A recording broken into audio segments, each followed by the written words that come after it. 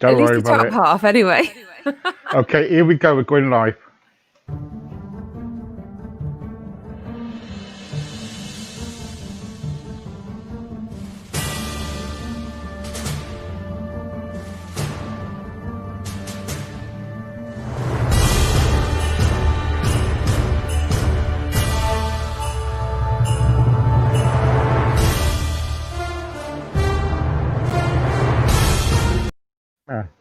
Anyway, sorry about that.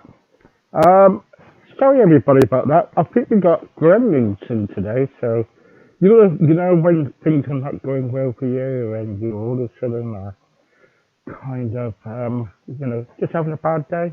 Well, Oh I dear, am you're so allowed a far. bad day. We're all allowed to have a bad day because we're going through a bad time at the moment, aren't we? Anyway, Shocking time. I'm speaking to Karen Kelly today. And Karen, can you tell everybody what you do, please? Yes, I'm an author and podcaster. So I wrote a fictional novel about 18 months ago, and I launched it. Well, I wrote it a lot longer than that, actually, but I launched it in June 2019. And at the back end of that, I started. I was an interview actually for the book to market the book, and I became a radio presenter. And then from that, I moved over into podcasting. So I do podcasting as well. So, do you still radio present then? Sorry, I can't hear you very well, and there's a delay, Steve. Yeah, sorry. Do you still do radio then? I don't do radio because the radio station I was with, which was a fabulous community station called Redshift Radio, they brought their live shows to an end and moved us into podcasting. But then with the lockdown and pandemic, sort of almost 12 months ago, isn't it? I'm a bit self-taught in one way. We had a little bit of training. I'm quite lucky that my brother's in the industry. He lives in Rome in Italy, so I'll be ringing him every 5 minutes, going on to Google. So I launched 2 podcasts last year. Gosh. Been very busy. Yeah, you have, haven't you? You've done quite well, really. Yeah, so I have 2 podcasts. One's called Appetite for Life, which is a real kind of fun, upbeat show, interview, whether it's entrepreneurs or anybody from any walks of life. And then my other podcast is a children's podcast called Bedtime Stories. Yeah, I was going to ask you about that. Yeah. Yeah, so you may have heard it's been nominated for an award as well. So I'm delighted. Yeah, you're getting nominated everywhere you are, aren't you? For awards. Yeah, well, only this one that I'm aware of. Put it that way. Well, not what I've been hearing. I've been hearing quite a bit. I've been, especially, because, you've done quite well because you've been nominated for an award, and also your book went well, didn't it? Well, I self-published the book because I kind of got carried away with writing it, and I was too eager to publish it. And I did send it off to some publishers, but it's really time consuming. Obviously, they're all looking for a certain niche. So I had a few knockbacks, and I thought, no, I'm just going to go, full steam ahead and publish it myself. So I had a really great launch and really get great feedback. So I was really pleased. Yeah, well done. The trouble is, so everybody gets knockbacks, so don't they, when we're writing a book and everything. Yeah, It's definitely. Like, I do a lot of campaigning work about obesity and mental health. Yeah. And this is why I started doing my own podcast and everything. But with you, how long does it take you to write a book? Well, believe it or not, my son is 18 this year, and I started writing before he was born. And then I kind of left it for years, kept going back to it, because I was cabin crew, my main career in the 90s. So I kept going back to it, forgetting what I'd written, start at the beginning, and then a few months would go by and I'd forget about it again. And then a few years ago, I thought, right, I'm going to completely finish this book. So I went through it all and readjusted, changed things again. And then Finished Article was launched, about 18 months ago. Yeah. Where, where do you get your ideas to? Your So ideas for the. the ideas for the book. Well, I think I've had quite an interesting, colourful life. So I've lived overseas. I've travelled quite a lot. Obviously worked as cabin crew, met some amazing people, and worked with some amazing people. Lots of different stories stored, and then they're twisted and turned, and my imagination went wild. Mm, um, let's go to about the because I was going to mention about the cabin crew and everything. Yeah. I bet that was a really wonderful job, wasn't it? A dream job. It was, and back then it was probably far better, I think, than now. I mean, obviously, take the pandemic away and lockdown and the terrible effect it's had on the industry. If you take that away, it was a different world than what it was back when I first started in the kind of early 90s. Some of the things we used to get up to were shocking. We'd play hide and seek in the hat bins, on in the hat racks. Yeah, you And did it. on an empty sector, we would sit on trays in the middle of the aisle, and if the aircraft took off, we would slide down the aisle. So all sorts of naughty things like that.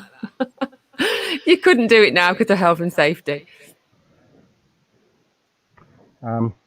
Nigel Branson, are you listening to this? Um, but the trouble is, Sophie, when you're doing when you're a cabin crew and everything, you're traveling all over the world. What's the best place that you've ever been? I absolutely loved Florida. Loved it. It was just the sunshine. It's the sunshine state, isn't it? It was always beautiful. The shopping was fantastic. And back in the day, and it is like that now actually, but the hotels are magnificent. You'd be picked up in a limousine. It was a different world. I started off as with Caledonian Airways in the early 90s, which were part of BA, and then kind of moved on from there. So yeah, great fun. Florida, also Toronto I loved as well. Yeah. So What's yeah, the great most? experiences. No, no. I ask this with everybody. What's your most embarrassing moment as a, As you cabin know? crew. Yeah, go Oh gosh. There's one I can't on. Come on, repeat this, on this. air. No, there's one I can't repeat on air. Come I on, really this. can't. Come It's on. terrible. It's terrible. Oh my goodness, no. I do remember there was some He's really asking bad us, gets off turbulence. everything. We had really bad turbulence one day, and well, it wasn't because of the turbulence, but we'd lost an engine, and it Oh was a no. female cabin crew member. Literally, it hadn't dropped off the aircraft, but when you're cabin crew and you're working on the same aircraft frequently, you get to know all the noises, and you know what's right and what doesn't sound right. So you're the eyes and the ears for the cockpit, really. And I remember on takeoff thinking, no, that doesn't sound right. So before long, we had the emergency call from the flight crew. But I was the senior on board at the time, so I should have told everybody what to do, looked really, really calm, but I didn't. And I remember my legs went to jelly. I completely forgot what I should be doing, and I hid in the toilets for 5 minutes. No. But it turned out fine. I contained myself. I took some deep breaths, and then it carried on. But we just, did some circles and went back. But it was fine. I know you're not allowed to tell me, I know you're not allowed to tell me, but was there any frightening moments on any of your journeys? Definitely, yeah. We used to fly on the A320, the 757. I've flown the TriStar a few times. And I think it might have been the 75 actually, where I'd walked into the flight deck and they said, we've just had a near miss. I'm like, okay then, came out and shut the door. So luckily it was a near miss and it wasn't a hit. So we just had a near miss with another aircraft. And then another time I'd walked in and all the instruments had gone and the flight crew had maps out everywhere. And they said, we're lost. Okay, then. Went back out and shut the door. So a few hairy moments, horrendous turbulence with some horrendous injuries, and then severe heart attack, that sort of thing. So quite scary moments, really. Any famous people you met? Well, I've not flown for many, many years, but I do remember. Oh my goodness, can't think of his name. Is it Roy Bobby Brown was on one? A few of the Brookside actors, a couple of footballers. Oh, can't think. Plenty of them, but you don't always recognise them because they're in their own little world with their families. So, Yeah, yeah, yeah. Let's look at your children's book. What? Tell us about your children's book. That is really interesting. That your children's book. well, my children's books aren't published yet. And again, I've been writing these for years. Again, my son was about 3. We were on our way home from Wales, North Wales, from a camping trip, and we'd got caught up in a terrible accident. Everyone was fine, luckily, but there was a lot of ambulances in front of me, and we were stuck there for hours. So I made notes and I came up with some stories, and my character is called Emergency Ed. And because I used to be a trainer and train first aid in the airline industry as well, I had quite good knowledge of what a lot of the instruments did. So I found it quite easy. So they're just kind of fun stories, really, about an ambulance whose characters come to life, magically come to life in the back of his van. You've got a wonderful imagination, haven't you? Yeah. So they're not published yet. I'm actually revisiting them at the moment since Bedtime Stories and meeting fabulous authors, because I have a sponsor from a publisher called Team Author UK that's kind of spurred me on to revisit them. So I'm working my way through them now. Yeah, yeah. Have you ever thought of written any other books like love stories or a thriller? Well, this is my novel that I launched about 18 months ago, which is a romance, drama kind of book. Really fun, though. It's really humorous. So I have Yeah, actually I was started going to writing. mention that at the last, but you go on, you carry on. I've started writing the sequel to that. So we'll see how that goes. It's just haven't had the time to continue it, but I do when I can revisit it. Yeah, because you've been very busy, haven't you? You Yeah. know, and you're going to be more busy if you get when you get nominated and you get an award and everything.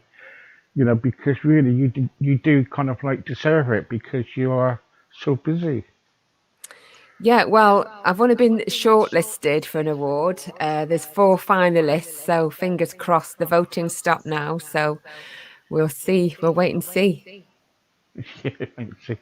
So, if you were kind of like with your books and everything, with whereabouts do you get ideas when you're in the car driving, or if you're in the shower? You know, Generally in the middle of the night. in the middle of the night. Yeah, you can guarantee that some ideas will come to me then, and I'm kind of have a notebook next to the bed, and I have to either put them in my phone or on the notebook.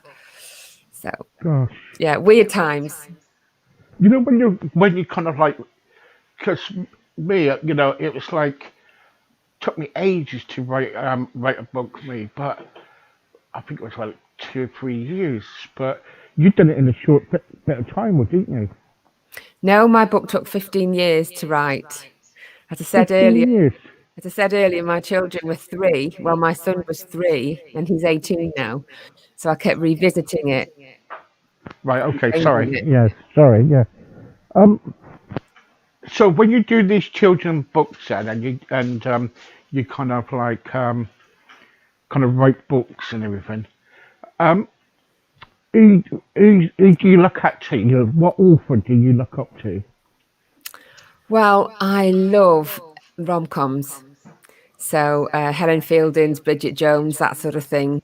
Lillian White's like a modern version of Bridget Jones. So any rom-com. Sophia, I can't even think of the name top of my head now. Yeah. But anything that's funny, rom-commy, love it. Yeah.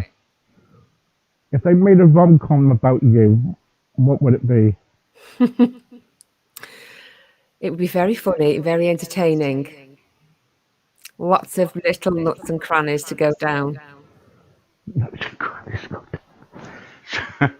So, right, okay, got some questions here to answer. Here we go. What's the strangest place you've visited as cabin crew?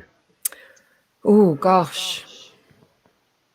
The strangest place. Well, I used to go to, well, not I, but the company I was with in the late 90s, we had a contract to go to Goa. So we were literally practically living in Goa, and the trips would be 8 days at a time. And that was a real eye opener for me because I'd never been to India before. And just the different lifestyle, the different culture was, I wouldn't say so much strange, but was just completely different. Like little shacks, restaurants right on the sea. And my 30th was celebrated right on the water in a tiny shack. And they had some fireworks, but they were just really lethal sparklers that nearly burned every one of us as we entered the shack. So yeah, that was quite interesting. Beverly says, hi Kelly, nice seeing you. Hello. How do I become a cabin crew member? Well, obviously at the moment, very difficult because everything's come to a complete stop and the industry's been hit terribly. But it will return for definite. But I would use this time when lockdown lifts and things in the next 6 months hopefully get back to normal. I would recommend some customer service experience. Hopefully the hospitality industry will return because we'll all be desperate to get out, won't we? And treat ourselves, go to hotels, go to restaurants, go to bars. So it's getting some customer service experience really with people and getting used to how to handle people. Yeah. And what's the process after that? The process after that, well, from what I can remember, I've not been in the industry for a very long time. It's completely different, I think, now. But there's lots of interview stages, group interviews. So yeah, you got a quite general knowledge up as well. Yeah. Because there is tests as well. There's some exams as well. Yeah, you've got to have brains and you've got to be really clever, like Karen here. Mark wants to know, did you get any RAA threats on the planes? Any what, sorry? Did you get any threats on the planes? Threats? Yeah, threats. Any worries, any scares? Yeah. Yeah, like the ones I mentioned earlier, the near miss, Yeah. the engine, losing an engine. Any terror threats? Yeah. Threats, sorry. Threats. Yeah, sorry, it's me. I've got a bit of a cold, so it's a bit. No, well, we did. I remember having not so much, terrorist threats, but we have had the odd character that we had to go back on stand and have them removed from the plane because they were running up and down shouting, but not necessarily terrorist threats. I've been threatened by a group of boys because I wouldn't allow them any more alcohol. That was quite scary. So, but not terrorist threats, not during my time. Okay. Rosanna wants to know, hello, Karen. Hi, Susanna. What do you think of Catherine Cookson's books? I don't actually read many Catherine Cookson's books. I'm part of a group which is Creative Connecting in Cheshire, who support lots of up-and-coming authors. So I've been reading lots of books that are recommended that way. I've just finished reading it's called The Lady Detective Agency by Rebecca Jane, and she started a private investigator company. Yeah, for and that was females, quite interesting. Yeah, there was a series. It was a different lady that was called The First Lady Detective Agency. That's it. But I do like books recommended. Yeah. I mean, I like all different books, but I tend to read books a bit like I write, really. Like I say, rom-commy. Yeah. Barbara wants to know, have you ever read 50 Shades of Grey, and what do you think of it? Loved it. I couldn't put it down, and I'm not ashamed to admit it. I remember being on holiday, where were we? Spain somewhere. The children were younger when the first one came out. And I'm not kidding you, every other female had that book, and they were trying to hide it as we were reading it. And by the end of the holiday, we were all like this. Where are you up to? Where are you up to? So, yeah, and I would read them all again, and I've watched the films, absolutely loved it. And the thing is, people slated the fabulous author. However, you're so engrossed in the story, you don't really have time to criticize the word. She wrote a great story. End of.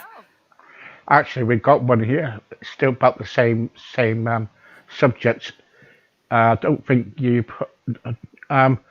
What part would you like to play in 50 Shades? Oh, in 50 Shades of Grey. Well, I would not like the main part. Oh my goodness, No. can you imagine? Yeah. Probably the sister. Yeah. The sister. She has a nice Okay. part. Okay.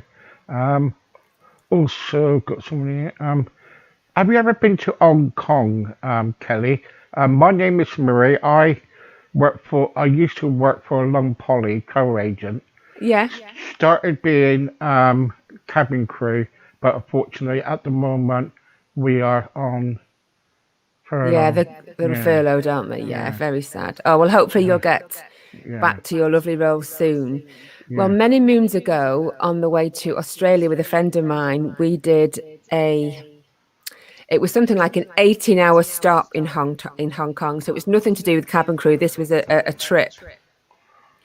And we went to Hong Kong, but we literally, with that shattered, we slept for 8 hours in a local centre. Literally walked through the city and then got back on the plane. So I can't say I've really experienced it, but I believe it's fantastic. Okay. Here we go. Kelly, is it expensive to write a book these days, and how do I go about it? Well, when they say expensive, if you're lucky and you write a story that's just really what publishers are looking for at that time, then obviously they're going to support you financially. I would say that if you're going to self-publish it, there is a cost involved because you need a copy editor. If you've got a story, I wouldn't just let family and friends read it because they might be too concerned about offending you. Yeah? So have some fresh set of eyes away from family and friends and make sure you have a professional checking everything because you've got to be really, PQ these days, haven't you? Yeah. Okay. Where else was it? I've got loads coming in here from my radio. Do you know, just going back to that question, I have a podcast actually, which is about 12 months old, and it is about how to write your own book, and it talks you through what to do. Can you send us a link? Yep, I will. I'll send you the links through. It's on the Appetite for Life podcast as well. Yeah, that is very good, by the way. Yeah, I'll do that. I'll make a note of that now. Yeah, because I follow you, and I'll tell you what, that is very good. Yeah, I did it a while ago. Well, not long after I published my book, actually. So. Yeah, that's really good. Yeah. Rachel wants to know, can I get your book, and where can I get it?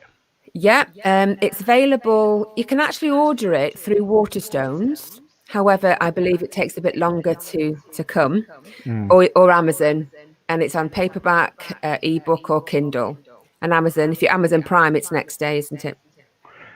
Also, she said, is there any chance I get it, if I could send it to you, to get it signed, please? Yes, definitely. If she can send me a message, we'll get that sorted out on my Facebook page. If she send me a message, I'll get that sorted for her, definitely. Thank you. Yeah. I've got a box here, actually, ready for that. Have you? Yes, got a box here ready to sign if anybody wants a copy. Brilliant, thank you. And where is it to now? Here we go. Liz wants to know. Hi, Liz. Sorry, the trouble is, what the messages are kind of coming up slowly. So it's okay. There's an echo, isn't there, as well, which is a bit bit. Right, Liz wants to know. I also want to be a cabin crew member, but the trouble is the process is so long and it takes a long time, and I can't afford to be out of work at the moment because we are in uncertain times. Is there any way we can fast link the process? Well, you know, I'm not in the industry at the moment. I've not been cabin crew for a while. It was my career many years ago. But the process is only long because there's so many applicants that they have to go through them, Yeah. and there's different stages to the interview. But you are given plenty of notice to book a day off work for the interview. So there should be initial group session, and then you'd be called back for a one-on-one. Or some airlines, sorry, will do it all in one day, and some even on a Okay. weekend as well if they're in a normal kind of 9 to 5 role. Okay. Jean wants to know, do you have a website, Kelly? Because I'd love to get in contact with you and talk to you about your books and everything. Do you know, we're working on my website as we speak, and it's nearly finished, and it's so frustrating. I've been doing it for trying to nearly find 12 it. months. I know. The I tell you domain what, I've kept been going. yeah, I've been trying to find it because I wanted to get information about you and Ah, not bless blab you. the interview through. Oh, But don't worry. No, we sorry are about that. working on it, and it's nearly done. So as soon as it's done, I'm going to make a note of that. I'll send it to you as well. Yeah, okay. Where else is it? What else? A few more questions, guys, because we've got to go. Where else is it? Oh, here we go. Paul. Hi, Hi, Kelly. Paul. I work for Ryanair. Unfortunately, 300 of our staff are actually going to be not working no more because we are going to be sacked. Ah, yeah. Because of this, would it be possible if I applied for any other airlines, would they take me on because of my experience, or would that go against me? Oh, definitely go for you. Yeah, for sure. And, you know, rest assured that when everything's back up and running again, they're going to be crying out for cabin crew. So Of course just they keep will a be, yeah. lookout. Keep a lookout. I would definitely look at all the airlines and just check because they will keep people updated when they're going to recruit again. It was going Yeah, to be a long time. It's going to be quite a way away, I would have thought. But like I say, I'm not in the industry anymore. But through my yeah. experience, they will definitely jump to get you. Right, okay, there's some more messages about your book. Children's book. Any other children's books coming out? I read something I heard something on your podcast. I read something that you may have another 2 books coming out. Which podcast was that? Was it the Bedtime Stories podcast? Because I interview different authors all the time. So Yeah, is it their books? Because, like I say, mine aren't published yet, my children's books. it's But there's probably always, was it their books? Oh yes, yes. yeah. So my Bedtime Stories podcast is sponsored by a publisher called Team Author UK, and they have fabulous children's authors. And I'm lucky enough to meet them and record their stories and interview at the end of the podcast. And I think there's about 27 going at the moment, and I've got people booked in as well to I record know more. it's So they're yeah. ongoing. They're ongoing. And since I launched it last October, and I've had over 5,000 downloads globally already, and it's nearly like 1,700 a month, and I can't believe it. I think that's quite a lot. Is it a You're lot? I well don't known. know. You're well known, aren't you? You're well known. Well, So it's brilliant. I got about 5,000 on my, I get 5,000 people Brilliant. on my podcast, and I Yeah. only just started in July last year doing that Yeah. Brilliant. because of mental health and other things. Yeah. Well, it's certainly a subject which I've talked about before as well. Louise wants to know, Hi, Louise. hello. Louise wants to know if I want to write a book, how much would it cost me, and where can I go to get my book published? Published. Well, because I self-published my novel, I used a company called Ingram Spark, and they were, I can't say they were easy to use because I had help with the site. But if you're quite techie, you just literally upload all your details and they print the books for you. And then they obviously market it globally, and it's available on Amazon as a result of that. But to actually get the book printed with the copy editor, you could talk a couple of £1,000. So it's quite Yeah, expensive. It's quite expensive. yeah. I think it was £4,000 for us, so it was Yeah. a bit. It is a bit expensive, isn't it? I mean, you can do it cheaper, but I think with my book, it's got like this film on the front of it and it feels kind of almost velvety. And that was pure luck. I didn't plan it that way. And if I'd gone with another company, it might not have been that way. So I'm really pleased with it.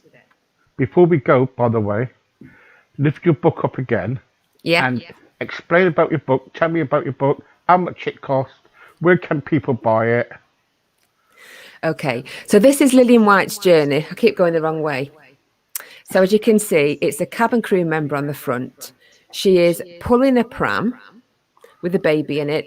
She's pushing a pram and pulling a trolley. Her uniform's undone and her hair's all ski whiff. Now, anybody that knows anything about cabin crew, that would not be allowed. So she's stressful, she's juggling life and she's juggling a career. So this is available at Amazon, Waterstones. It's actually available globally in a lot of the big stores because of Ingram Spark. So you can't go in and purchase it, but you can go in and order it from a lot of larger bookstores, or because of the what Ingram Spark offer on their service. So it's basically she wakes up on the morning of a wedding with a hangover from hell, a naked stranger with no recollection of the previous night. And then she's got all these unread messages from her soon husband to be. She's in the bridal suite with this chap, but she can't remember how she got there. So that's the beginning of the book. And then chapter 1 takes you through the journey of how she ends up, in that situation. And then the end continues on what happens. Don't spoil it for anybody. Don't spoil it for me. Don't spoil it for anybody because it's quite good. So and how much is your book, Kelly? It's £8.99 Yeah. on Amazon, and I think the Kindle is something like £2. It's like a cup of coffee, an ebook as well. Okay, don't forget, guys, buy the book.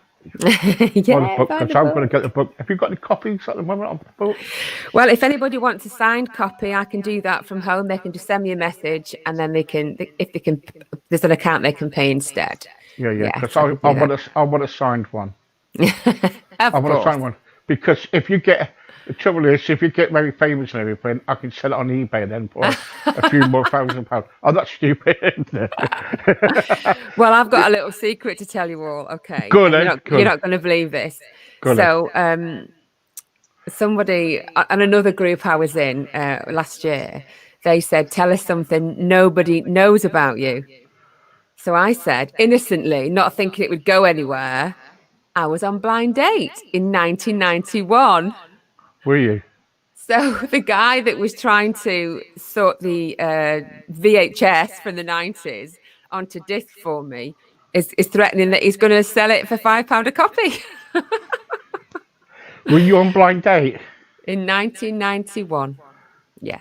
Number 2 from Cheshire, but I was never chosen. It's not a problem.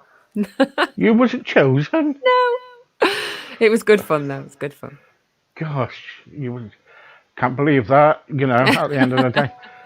Kelly, thank you very much for your time. I know you've been busy. Congratulations on your book, and hopefully sometime we can kind of have you back and talk about, other topics. Yeah, definitely. It's been lovely to see you and nice to meet everybody and have all the questions. That's lovely. So anybody would like a signed copy instead, they can get in touch with me. Yeah, they will do, yes. Thank you, Kelly. Thank you so much. Thank you. Take care. Bye-bye. Bye-bye for now.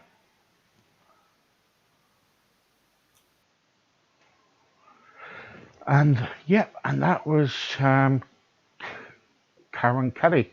I keep on calling her Kelly for some reason. I don't know why. There you go. Anyway, that was Karen Kelly. Don't forget to buy a book, folks. And hello, Wayne. I hope Wayne's okay. Sorry, Wayne, was so busy there. Anyway, take care, folks. See you in a bit. Be back at 3 o'clock.